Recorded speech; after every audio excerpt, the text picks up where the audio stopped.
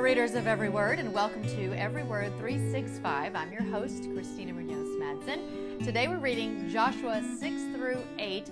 Who remembers the song about Jericho and the walls that came tumbling down? Go ahead, you can sing it. And the walls came a-tumbling down. I don't remember it very well, but I remember learning it and singing it as a child, and that's what we got to read about today. So, of course, I'm including a link from Got Questions on all of that. And while that story is fairly well known and shared often, the next one certainly is not. I can say with confidence that the story of Achan is probably upsetting to at least some of you. I get it. I really do.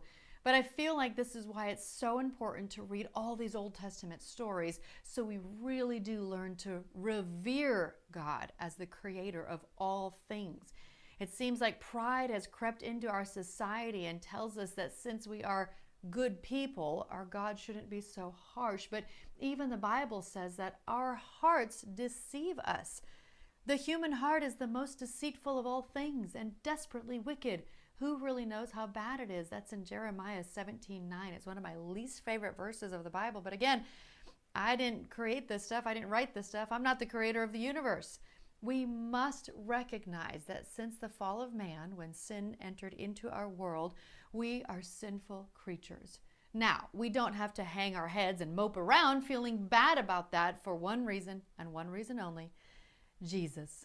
But if it weren't for his grace, we'd all be falling short. Am I right?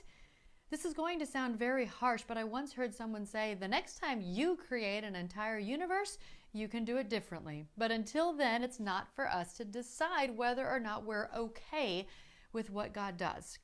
So, of course, I'm including a link for more on that story in the Bible, what we can learn from it, and a little bit on maybe why it happened the way it did. But again, we're all just guessing and theorizing based on what we read today. Are you tempted to disobey God today, concluding it's my life and I can do with it as I please? Then stop and consider, what will disobedience cost you personally? How will it affect others around you? God has strength for you to overcome instead. Will you turn to him right now and trust that strength? That is in today's daily walk. And I just think it's so good, and some good questions for all of us to ask ourselves. Don't forget how important it is to stick with us until we get to the New Testament.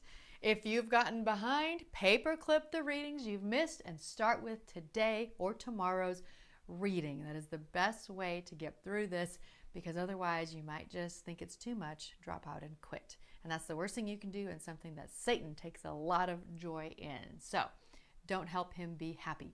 Tomorrow is Joshua 9 through 12. Happy reading!